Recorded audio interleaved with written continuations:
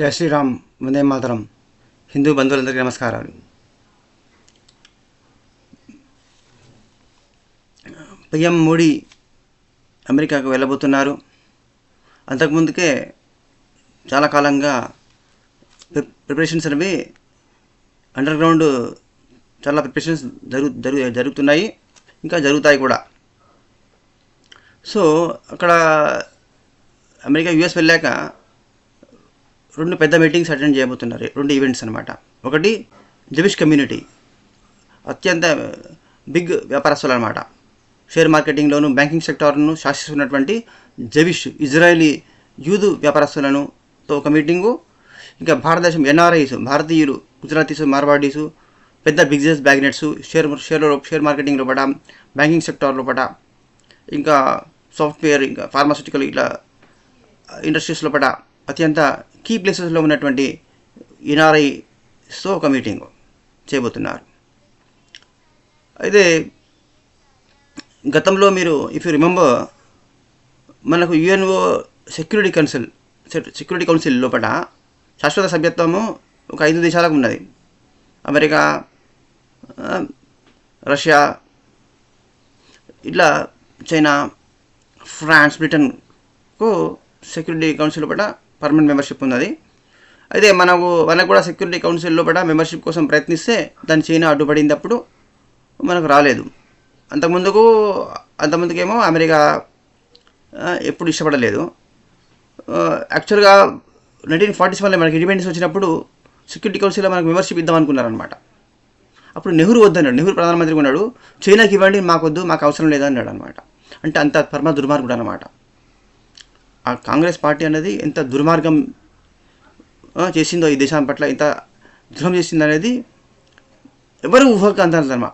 ద్రోహులు నీచులని అందరికీ తెలుసు. కానీ వాళ్ళు ఎంత మేరకు ద్రోహం చేసిండ్రు, ఎంతగా విశ్వాసఘాతకులు, వాళ్ళు ఎంత అన్యాయం చేసిండ్రు, ఎంత వెన్నుపోటు అనేది మానవుల ఊహకు అందనంత స్కేల్లో చేసినారు. వాడు మ్యాసివ్ స్కేల్లో పట్ట వాళ్ళు మనకు బ్యాక్ స్టాపింగ్ చేసిండ్రు. So anyway, that is bygone is బైగాన్.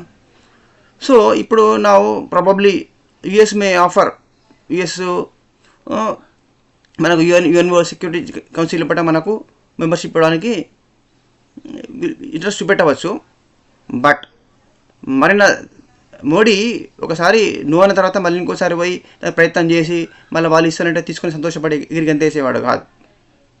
ఆయన ఆల్రెడీ ప్రిపరేషన్స్ చేసిండు.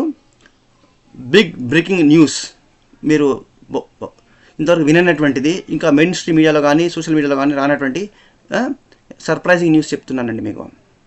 మోస్ట్ జాయ్ఫుల్ న్యూస్ అనమాట. ఏంటిది? యుఎన్ఓకు ఆల్టర్నేటివ్గా సెకండ్ యుఎన్ఓను మోడీ గారు స్టార్ట్ చేయబోతున్నారు. Is it not a great news? Definitely. దీన్ని ఆబ్వియస్లీ భారత్ లీడ్ చేస్తుంది అనమాట. దానికి మనకు రైట్ హ్యాండ్గా పుతిన్, రష్యా ఉండబోతున్నది. ఆల్రెడీ 150 to 160 కంట్రీస్ ఆల్రెడీ మెంబర్స్గా స్టార్ట్ అయిన మరుక్షణము వితిన్ 24 hours పట్ల 150-160 కంట్రీస్ మనతో మెంబర్షిప్ తీసుకోవడానికి రెడీగా ఉన్నాయి. Most of the Gulf countries as well, United Arab Emirates, Saudi Arabia, Jordan, Kuwait లాంటి రిచ్ కంట్రీస్ అన్నీ కూడా మనతోనే మెంబర్షిప్లో తీసుకోవడానికి రెడీగా ఉన్నాయి. మన యుఎన్ఓ అనమాట, అది మనది. దానిలో కూడా బెగ్గర్ కంట్రీస్లో అయినటువంటి పాకిస్తాన్, బంగ్లాదేశ్, సోమాలియా, అల్జీరియా, టెర్రరిజాన్ని ఎక్స్పోర్ట్ చేసేటువంటి సిరియా, ఇటువంటి టర్కీ లతకూరు దేశాలకు మెంబర్షిప్ ఇవ్వడం జరగదు. అయితే there is a fundamental difference between US led UNO and Bharat lead చేయబోయేటువంటి యుఎన్ఓకు డిఫరెన్స్ ఉంటుంది. ఏంటిది?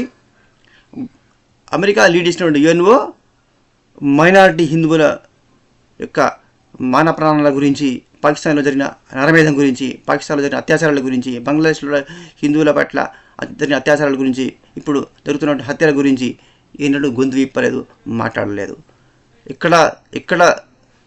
ఇక్కడ ఏ ప్రజలు బాధపడుతున్నా వాళ్ళ యొక్క ఘోషను విని స్పందించి వాళ్ళకు సాయం చేయడానికి, వాళ్ళకు ముందుకు రావడానికి ఎన్నడూ కూడా యుఎన్ఓ పనిచేయలేదు. UNO has literally failed. It simply exhibited itself as a tail of US. America తోకగా మాత్రమే యుఎన్ఓ మిగిలిపోయింది అనమాట. ఇప్పుడు పాకిస్తాన్ పట్ల బలూచిస్తాన్ పట్ల ఎంత అత్యాచారాలు చేసిండ్రు వాళ్ళు, హిందువుల పట్ల ఎంత చేసిండ్రో బలూచి ముస్లిమ్స్ పట్ల కూడా అంతే చేసిండ్రు. బలూచి ముస్లిమ్సే కదా, మరి వాళ్ళ పట్ల కూడా ఎంత ఎంత చేసిండ్రు వాళ్ళు. వాళ్ళ అమ్మాయిల అత్యాచారాల మీద అయితే లెక్కలే లేవండి. అసలు కోటల్లో 70 సంవత్సరాలు అంటే ఎన్ని లక్షల కోట్ల మందిని అన్యాయం చేసి ఉంటారు వాళ్ళు. ఇంతగా బానిసత్వాన్ని నెట్టిన వాళ్ళను బానిసలుగా బతుకుతున్నారు. ఒక పూట భోజనము గంజి తాక్కుంటూ అడవిలో ఏం దొరుకుతా అది తినుకుంటా, చెట్లకు ఏం దోషం దొరుకుంటా అట్లమాట. 2 పూటల భోజనం లేదు, మంచి చదువు లేదు, మంచి జాబు లేదు. ఇంత ఘోరంగా అనమాట. అసలు ఇక మనము కెమెరా ముందు చెప్పేటువంటి విషయాలు కాదు, అంత ఘోరాలన్నమాట. అవి అశ్లీలంగా ఉంటాయి, అబ్సినిటీ అనమాట, వల్గారిటీ. ఆ విషయాలు చెప్తే ఎంత వల్గార్ అంటే అంత వల్గారు ఉంటాయి అనమాట. పాస్టర్ల మందాలు ఎంత వల్గారిటీ ఉంటుంది, అంత వల్గారు కృత్యాలు పనులు వాళ్ళు చేసినారు. Pakistan infected so much of violence on Baloch people. ఇంకా బంగ్లాదేశ్లో పట, ఆఫ్ఘనిస్తాన్లో చేసినటువంటి అత్యాచారాలు, అసలు వాళ్ళు టెర్రరిజంతో వాళ్ళు చేయండి. అక్కడ ఐసిస్ ఎక్స్పోర్ట్ చేసింది మొత్తం. సిరియా నుంచి మొత్తం పంపించిండ్రు టెర్రరిస్టులను, ప్యాలెస్తైన్ నుంచి పంపించిండ్రు, జోర్డాన్, కువైట్ నుంచి, సోమాలియా నుంచి పంపించిండ్రు, ఆఫ్రికన్ కంట్రీస్ నుంచి పంపించిండ్రు. స్వీడన్ లోపల ఎంతమంది అమ్మాయిలను అత్యాచారాలు చేసిండ్రు, జర్మనీలో ఎంతమంది అత్యాచారాలు చేసిండ్రు, యూకేలో ఎంతమంది అమ్మాయిలను అత్యాచారాలు చేసిండ్రు, లెక్క లేదు. మిలియన్స్ అండి, మిలియన్స్. అయితే ఏ ప్రజల యొక్క బాధలను పట్టించుకొని యుఎన్ఓ ఉండేందుకు లేకెందుకు అది. ఆ యుఎన్ఓలో మెంబర్షిప్ భారత్కి అవసరమా? భారత్ కావాలా?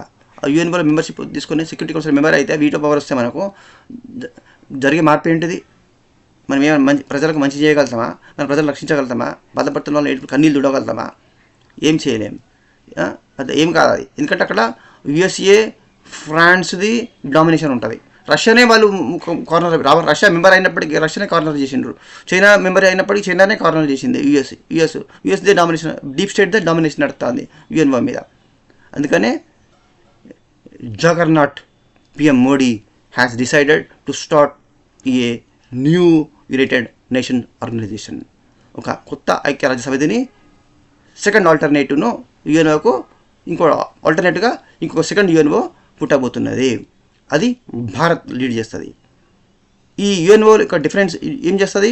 అమెరికా చేసినటువంటి యుఎన్ఓ 70 ఏళ్ళ లోపల ప్రపంచానికి ఎటువంటి మేలు చేయలేదు, అన్ని రకాల బాధపడుతున్న ప్రజలకు ఎటువంటి న్యాయం చేయలేదు. అది ఫెయిల్ అయింది అనేది మీకు క్లియర్గా తెలిసిపోయింది.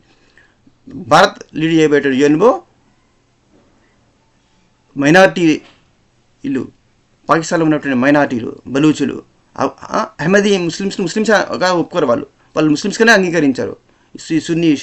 సున్నీ Muslims, Pakistanis, minority Christians, minority Sikhs, minority Hindus, బంగ్లాదేశ్లో మైనార్టీ హిందూస్కు జరుగుతున్నటువంటి అన్యాయాలు, అత్యాచారాలు, వీటన్నిటి నుంచి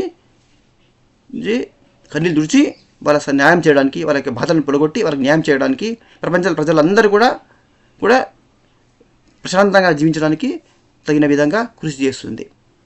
ఇది అగ్రెషను, సామ్రాజ్యవాద విస్తరణ కాంక్ష. ఎవడు మా మాట వినకుంటే వాడిని ఆ గవర్నమెంట్ గులగొట్టి తోలుబొమ్మ ప్రైమ్ మినిస్టర్ పెట్టి ఆ దేశాన్ని మీద పెత్తనం చేయాలని అమెరికా లాగా భారత్ చేయదు. భారత్ విశ్వగురువుగా ప్రవర్తిస్తుంది. విశ్వగురు అంటే ఇదే. విశ్వగురుగా గురువు శిష్యులందరూ సమానమే. గురువు అందరినీ కూడా చక్కగా చేతులు పట్టుకొని ముందుకు నడిపిస్తాడు.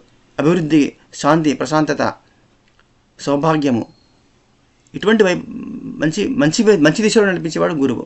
విశ్వగురువుగా భారత్ అనేది అభివృద్ధి వైపు, ప్రశాంతత వైపు, సౌభాగ్యం వైపు, సౌహార్దము, ముఖ్యంగా రక్షణ, టెర్రరిజాన్ని ప్రపంచంలో టెర్రరిజం అడ్రస్ లేకుండా చేయడమే మెయిన్ ఎజెండాగా ఉండబోతుంది. ఇంకా this UNO will give high priority to health care. ప్రపంచంలో కూడా ఆరోగ్యానికి, పర్యావరణ రక్షణ, ఎన్విరాన్మెంటల్ ఇష్యూస్, ఎకలాజికల్ ఇష్యూస్కి, ఎడ్యుకేషన్కు, ఇన్ఫ్రాస్ట్రక్చర్ డెవలప్మెంట్, మ్యూచువల్ ఎకనామిక్ కోఆపరేషన్కు, పేద దేశాలకు విద్య, వైద్యం లోపల, ఇంకా ఉపాధి లోపల ఆపర్చునిటీస్ కల్పించడానికి కోసము ఇది లీడ్ చేస్తుంది. ప్రపంచ ప్రజలందరూ కూడా సుఖంగా బతకడానికి, ప్రశాంతంగా బతకడానికి, ఎటువంటి భయం లేకుండా బతకడానికి తగిన విధంగా సహకారం చేయడానికి కోసము ఈ యుఎన్ఓ కృషి చేస్తుంది. దీన్ని Modi led Bharat, Putin led Russia lead చేస్తాయన్నమాట. ఒక ఇద్దరు సోదరులాగా, ఈ బిగ్ బ్రదర్స్ లాగా ఇద్దరు యుఎన్ఓను లీడ్ చేయబోతున్నారు. చైనా, ఆల్రెడీ దీనిలో మెంబర్గా ఉంటుంది. ఒకవేళ చైనా మళ్ళీ తోక జాడించేది ఉంటే చైనా నమ్మరు, కానీ చూస్తారనమాట. అవకాశం ఇస్తారు, అందరికీ అవకాశం ఇస్తారు కొంతమందికి. ఎందుకంటే చైనాకు ఎందుకంటే చాయిస్ లేదు. అమెరికాతోని శత్రుత్వం పెట్టుకొని ఒంటరిగా చైనా మనుగడ సాగించలేదు. చైనాలో కూడా స్టీల్ ఫ్యాక్టరీలన్నీ మూతపడతాయి. ఎందుకు? చైనా తయారు చేసినటువంటి స్టీల్ కొనే దిక్కు లేదు ప్రపంచంలో ఎక్కడ కూడా. స్టీల్ కంపెనీలన్నీ స్టీల్ బోర్డ ఆల్రెడీ తయారు చేసిన స్టీల్ మొత్తం అలా పడి ఉన్నది చైనాలో కూడా. దాన్ని కొనే దిక్కు లేదు, ఎవరు కూడా కొనడానికి రెడీ లేడు. చైనా బుద్ధి తెచ్చుకొని భారత్ చెప్పిన మాట వింటే మనము మోడీ గవర్నమెంటు చైనాకు ఇంకా ఎలక్ట్రానిక్ ఇండస్ట్రీస్ లోపల, ఎలక్ట్రానిక్ వెహికల్స్ లోపల, ఈ వెహికల్స్, ఈ 2 వీలర్సు, ఈ 4 వీలర్సు, వీటిలో బిజినెస్ చేసుకొని సంపాదించుకొని బతకడానికి అవకాశం ఇస్తుంది. మోడీ గవర్నమెంట్ అందరికీ అవకాశం ఇస్తుంది, అందరూ బతకాలని కోరుకుంటాం. భారతీయుల మనస్తత్వం ఏంటిదంటే అందరూ బతకాలి, అందరూ మంచిగా బతకాలని, ప్రతీకారం తెచ్చుకోవాలని ఉండదు, అందరూ మంచిగా బతదామనే ఉంటుంది అనమాట. ఒకవేళ చైనా మళ్ళీ వెన్నుపోటు పొడిచి మళ్ళీ జిహాదులతో మళ్ళీ చిత్తలు కలిపి మేమేమో చేద్దామని అనుకుంటే చైనాను చిప్ప పట్టించి పాకిస్తాన్ను, బంగ్లాదేశ్ ఏ గతి పట్టిందో, ఆఫ్ఘనిస్తాన్కి ఏ గతి పట్టిందో ముందు అదే గతి అల్జీరియా, సోమాలియా స్థాయికి చైనా కూడా తొక్కబడుతుంది. అయితే చైనా ఇప్పటికే రియలైజ్ అయింది, బుద్ధి తెచ్చుకుందని అనుకుంటున్నాము. నాకైతే అనిపిస్తున్నది. Personally I feel like that. If in case if they don't learn lessons, they deserve to be punished undoubtedly. ఇక్కడ ఇది కాంగ్రెస్ లెడ్ భారత్ కాదు, this is Congress led India is different, Modi led Bharat is different. Modi led Bharat ఏంది? This is Bharat a juggernaut. If somebody comes on our way, we will crush them and we will run over them. That is what Bharat is going to do in the coming days. So, అయితే మనకు ఇక plan C కింద మన India with in the country foreign native అఫైర్స్లో కూడా 100% grand success Modi government ఉంటుంది, అవుతుంది, ఇంకా అవుతూనే ఉన్నది, ఇంకా ముందు కూడా అవుతుంది. ఇంకా పెద్ద మంచిగా బిగ్ ప్లాన్స్తో ముందుకు పోతుంది. అయితే ఇంటర్నల్గా ఏంటంటే మనకు ఖిజరుద్దీన్ అరవిందాసురుడు సైన్యాధిపతి మన డీప్ స్టేట్కు భారతదేశంలో కూడా ఆయన లీడ్ చేస్తాడనే మొత్తం జిహాదీ అస్త్రాలు, సుత్తకొడలి అస్త్రాలు, మొత్తం అన్ని సమస్త అస్త్రాలు, తుకడే గ్యాంగ్ అస్త్రాలు మొత్తం అన్నీ కూడా భారతదేశంలో ఉన్న దేశద్రోహులు కాశ్మీర్ నుంచి కన్యాకుమారి వరకు ఉన్నటువంటి దేశద్రోహులందరూ కూడా ఆయన యొక్క అడుగుజాడల్లో విశృంఖలంగా ముందుకు పోయి ఈ దేశాన్ని చిన్నాభిన్నం చేసి ఈ భారతదేశాన్ని నాశనం చేయడానికి, ముక్కలు చేయడానికి సర్వవిధాల ప్రయత్నం చేస్తాడు. మరి హిందువులు ఏం చేయాలి? మనకు బాధ్యత లేదా? మోడీ చేసేది మోడీ చేస్తాడు, మరి మనకు బాధ్యత ఏంటిది? మనకేం లేదా? Just simply sharing messages in WhatsApp, is it sufficient? Definitely not. కేవలం వాట్సాప్ మెసేజ్లు షేర్ చేయడం మాత్రమే సరిపోదు. గ్రౌండ్ లెవెల్లో మనం చేయాల్సింది ఏంటిదంటే, హిమాచల్ ప్రదేశ్లో కూడా good example. Few days back ఏమైంది? హిమాచల్ ప్రదేశ్లో కూడా అక్రమంగా ఆక్రమించుకొని మసీదులు కట్టి 3 మసీదులు కట్టి బాగా మన అమ్మాయిలను పోటీలను చెడఖాని చేసుడు, అమ్మాయిల మీద పట్టడము, చేతి పట్టి లాక్కోవడం, గుంజడానికి ప్రయత్నం చేయడము, బూతులు మాట్లాడడము, హిందువుల షాప్స్ మీద అటాక్ చేయడము, హిందువులను బాధ పెట్టడము మొదలుపెట్టిండ్రు డెహ్రాడూన్లో కూడా. ఏమైంది? హిందువులందరూ వచ్చి మొత్తం పోలీసులు కంట్రోల్ చేయలే. నువ్వు 100 మంది వస్తే 50 మంది వస్తే పోలీసులు కొట్టి పరిగెత్తిస్తారు హిందువులను. హిందువులు వేల సంఖ్యలో వచ్చిండ్రు. ఏమైంది? మొత్తం 3 మసీదులు కూలగొట్టి నోరు మూసుకొని అక్కడి నుంచి కాల్ చేసి వెళ్ళిపోవాలి, లేకపోయేది ఉంటే ఇష్టపెట్టేది లేదని చెప్తే ఆ జిహాదీలు వాళ్ళే స్వయంగా 3 మసీదులను కూలగొట్టుకొని ఆ ల్యాండ్ను ఖాళీ చేసి దుబ్బేసిండ్రు అక్కడి నుంచి. అంటే ఏంటిది? ఐకమత్యమే మహాబలము. అక్కడ హిందువులు సక్సెస్ అయినట్టు ఎందుకు? Because all of them have come together. ఇక్కడ కూడా ఆసిఫాబాద్లో ఒక మహిళను, ఎస్సీ మహిళను అత్యాచారం చేసిండ్రు. ఆసిఫాబాద్ ఊళ్ళో ఉన్న హిందువులందరూ చచ్చిండ్రా? రోగాల పాలై హాస్పిటల్ పడ్డారా? మరి అందరూ ఏం పీకుతారు అక్కడ? మొత్తం ఆసిఫాబాద్ మొత్తము బ్లాక్ చేయాల్సి ఉండే కదా. అప్పుడు సీఎం కాదు, హోమ్ మినిస్టర్ కాదు, డిఎస్పీ కాదు, ఎస్పీ కాదు, ఎవడేం పీకలేడు. వచ్చి జస్టిస్ అనేది ఇమీడియట్గా దొరుకుతుంది. Justice delayed, justice denied. మన దేశంలో పట్ల న్యాయస్థానాలు అమ్ముడు పోలేదా? పేదోనికి న్యాయం, హిందువులకు న్యాయం జరుగుతుందా? కోర్టులలో పోలీసు వాడు కంప్లైంట్ చేయాలి, వాడు ఇన్వెస్టిగేషన్ చేయాలి, వాడు కోర్టుకు సబ్మిట్ చేయాలి, కోర్టుకు ప్రాసిక్యూట్ చేయాలి, కోర్టు లీగల్ యాక్షన్ చేయాలి, కోర్టు కేసులు అయిపోవాలి, హియరింగ్స్ అయిపోవాలి, జడ్జిమెంట్ రావాలంటే ఆ మహిళ ముసలిది అయిపోయి చచ్చిపోతుంది, న్యాయం రాదు. జంగిల్ జస్టిస్ అండి బాబు. ఈ దేశంలో జంగిల్ జస్టిసే తప్ప వేరే ఆప్షన్ లేదు మనకు. కోర్టులు మన కోసం లేవు, వాళ్ళ కోసం ఉన్నాయి. పాషండ మతబుల కోసం కోర్టులు ఉన్నాయి, మన కోసం కాదు. ఇంకా మనం హిందువులు ఎన్నడూ తెలుసుకుంటారు? ఒక్కడి కోసం అందరము, అందరి కోసం ఒక్కడు. ఇది గుర్తుపెట్టుకోండి. ఒకడి కోసం అందరూ, అందరి కోసం ఒక్కడు. ఒక్క టచ్ చేసిండే మన హిందూ మహిళను, సోదరుణ్ణి ఎవరు టచ్ చేసిందంటే ఆ ఊర్లో ఉన్న హిందువులు ఎన్ని లక్షల మంది ఉన్నారో అంతమంది వచ్చి అక్కడ న్యాయం జరగాలి. లేకపోయేది ఉంటే ఉరికిచ్చి కొడతాం, మొత్తం ఉరికిచ్చి కొడతాం. అక్కడ బతకనివ్వండి కూడా. ఇది మన దేశం, ఇది హిందువుల దేశం. హిందువులకు, బుద్ధిస్టులకు, జైనులకు, సిక్కులకు తరతరాలుగా ఇది మన భూమి, దేవభూమి, ఋషిభూమి. మన రామచంద్రుడు, కృష్ణుడు, వేదవ్యాసుడు, వాల్మీకి మహర్షి పుట్టిన భూమి. ఇది మనకు వారసత్వం, ఇది మన హక్కు, ఇది వారసత్వం. ఇది మనది కాకుండా ఇంకా మనదంటే ఏమున్నది ఇంకా ప్రపంచంలో కూడా? ఎక్కడో పుట్టి ఎక్కడి నుంచి వచ్చినటువంటి గోరి గసీల అవలాదులకు హక్కు ఉంటుందా? వాళ్ళు already they have taken 2 countries, 2 దేశాలు ఆల్రెడీ తీసుకున్నారు. ఇక్కడ వాళ్ళకి హక్కులు ఎక్కడి? మనల్ని చవటాలు కాబట్టి నోరు మూసుకున్నారు. అన్యాయం చేస్తా అంటే వాడు కాంగ్రెస్ వాడు అన్యాయం చేస్తా అంటే నోరు మూసుకున్నారు. వానికే ఓట్లు వేసారు. ఇంకా సిగ్గు లేకుండా 99 సీట్లు ఇచ్చారు ఈసారి కూడా. బుద్ధి ఉండాలి కొంతమంది. సరే హిందువులారా, కళ్ళు తెరవండి. మోడీ తన డ్యూటీ తను చేస్తాడు, మన డ్యూటీ మనం చేద్దాం. ఏంటిది? గ్రౌండ్ లోపల హిందూ ఐక్యత కోసం కృషి చేయాలి.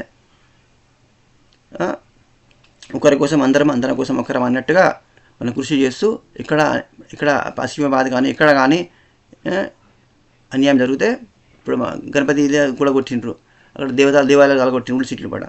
మన సికింద్రాబాద్లో, హైదరాబాద్లో హిందువులు లేరా? అందరిపై మొత్తం బ్లాక్ ఎందుకు చేయలే? రాజా సింగ్ వెనక ఎందుకు నిలబడతలేరు? మాధవీలత గారు నిలబడితే ఎందుకు నిలబడలేదు? ఎందుకు ఓట్లు వేయలేదు? పోయి ఇట్లా వండుకున్నారు. ఇటువంటి తప్పులన్నీ సరిదిద్దుకోవని హిందువులు సుమరితనాన్ని వదిలేసి, పిరికితనాన్ని వదిలేసి, ధైర్యాన్ని అలవర్చుకొని మన దేశాన్ని, మన ధర్మాన్ని కాపాడేందుకు కోసం ముందుకు నడవాలని ప్రార్థనలు చేస్తూ, జై శ్రీరామ్, వందే మాతరం. Please share and subscribe. జై శ్రీరామ్.